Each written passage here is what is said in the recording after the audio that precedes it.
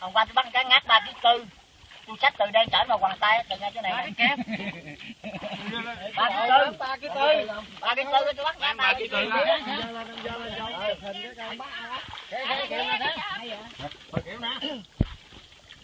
Đưa chứ có được rồi chứ. Thử lẹ mà lại. Đây này. Lại chú á. Được không? Tôi nãy đây tôi hồi nãy mà tôi dạng nhân 8 rồi đó, cá nó một khóm. Con cá tôi nắm tôi đè cái đầu kia đè đầu nọ đầu phải nó thành. Trời ơi.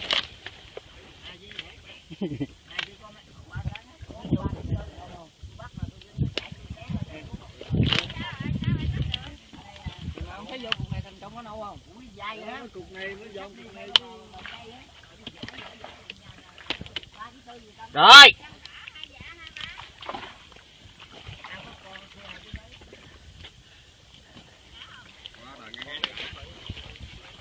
Con chơi đâu? Con này 2 kg. À, con này 2 kg rưỡi. Cái đầu nó Mà đem cái này mập chứ đó.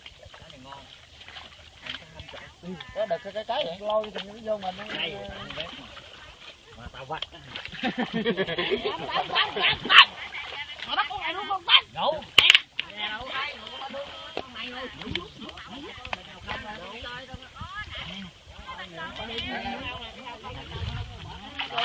Đầu cũng bự bằng cái đó đó. Trời đó. Nó phải dạng. Đâu cái nâu nội ơi. Con đâu? Hai ba con cá nâu. Con cá ngát nữa. Đó nó giận lại kia. Nhà tôi đang bắt bao cá nâu đây, bắt cá nâu với con cá ngát đâu. Có con mò đâu con cá ngát. Có cá ngát đâu. Đây nè, đây nè, đây chú đây nè, đây nè. Đây nè, nó nằm đây nè. Còn y đây nè. Đó.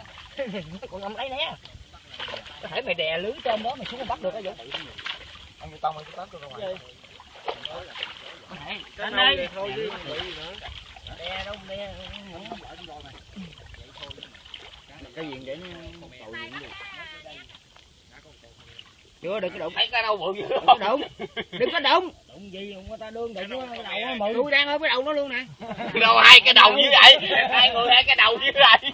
Tay con nè, tay con, tay chú đây còn gì nữa mà không đúng. Thì nó nằm ở ngoài con ơi. Không có ông đang ôm luôn cũng được nữa. Nó đâu có nó chạy. Rồi chưa? Tôi buông rồi. Con này không? Đó đó. Ông này cái chuyên môn cãi tôi đã tôi nói khác luôn khác. Ai cãi gì đâu. Nào có cá đâu. Hả? Nào có cá? Chưa chừng nào có điện. Chừng nào có mới điện. Nói có sẵn rồi mà chưa có ấy. Chừng nào ấy có điện. Nó đặng bả thẳng bả khỏi về. Đây cái kìm nãy đâu rồi Khang? Đây nó có chú. Sao ông cây. Nó mới bự á. Cây. Ở đây Khang. Con cá từ nãy mà lớn rồi. Đi không nổi, vô trong này bậu đi không nổi. Đó là cái. Tôi mò đụng cái đầu con giỡn cái đầu. Mẹ luôn. Đây còn cá ngát nữa. Bây giờ sao đổ này vô? Đem bò mới được. Chứ cái này không khi nào được.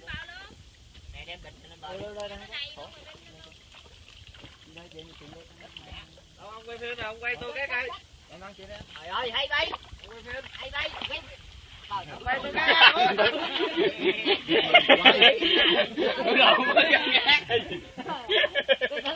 Ôi, ông làm giật mình quay. Không có cá thi nha. Ủa?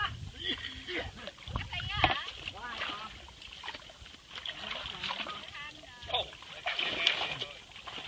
Con này bự con này. Con cá tôi nắm tôi đè cái đầu kia đè đầu nọ đầu phải nó thành. Trời ơi.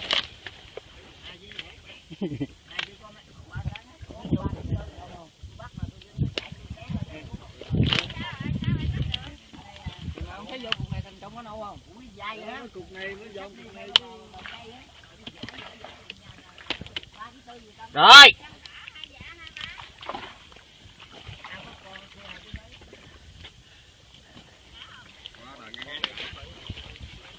Con chơi đâu? Con này 2 kg. À, con này 2 kg rưỡi. Cái đầu nó thấy. Mà đem cái này mập chứ đó. Cái đực cái lôi thì nó vô mình luôn. Mà tao bắt. Mà bắt con này luôn con bắt. Đủ.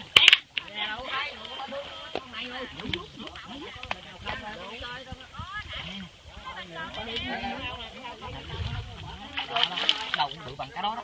Trời đó. Nó phải vậy. Đâu cái nâu nội ơi. Cá nhát. Đâu. Hai ba con cá nâu. Còn cá nhát nữa. Nó giận lại chi. Nhà tôi đang bắt bao cá nâu đây. Cái chú đây còn gì nữa mà không đúng. Thì nó nằm ở ngoài quá hơn. Không có, ông đang ôm luôn cũng được nữa. Nó đâu có chạy. Rồi chưa? Tôi buông à. Con này không? Trời đó. Ông này cái chuyên môn cãi tôi đã tôi khác luôn khác. Ai cãi gì đâu. Hả?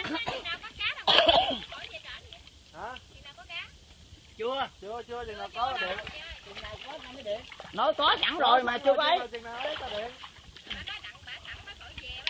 Đây cái kèm nãy đâu rồi Khang? Đây nó có chú. Sao không cái Nó mới bự á. cái cây. Ở đây Khang. Con cá tôi nãy lớn rồi. Bậu đi không nổi vô con này bậu đi.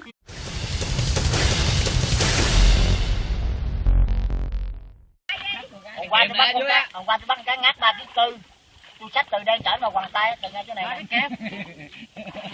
3,4 kg. 3,4 kg tôi bắt ngát 3,4 kg.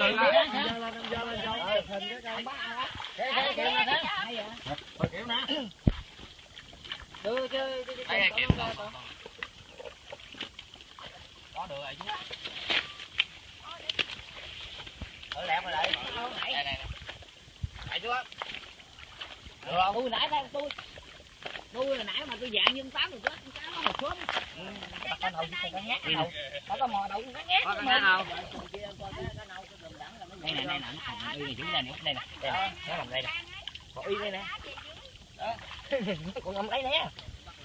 Có thể mày đè lưới tôm đó mày xuống mày bắt được á Vũ. Ăn vô tông mày có tôi ra ngoài. Có thể. Cái này thôi chứ gì nữa. Đè đâu đè. Cái gì để nó tồi gì cũng được. Chưa đừng có đụng. Thấy cái đâu bự dữ Đừng có đụng. Đừng có đụng. Đụng gì không ta đương đụng cái đầu nó mượn. Tôi đang ở cái đầu nó luôn nè. đâu hai cái đầu như vậy. Hai người hai cái đầu như vậy. Tay con nè, tay con tay.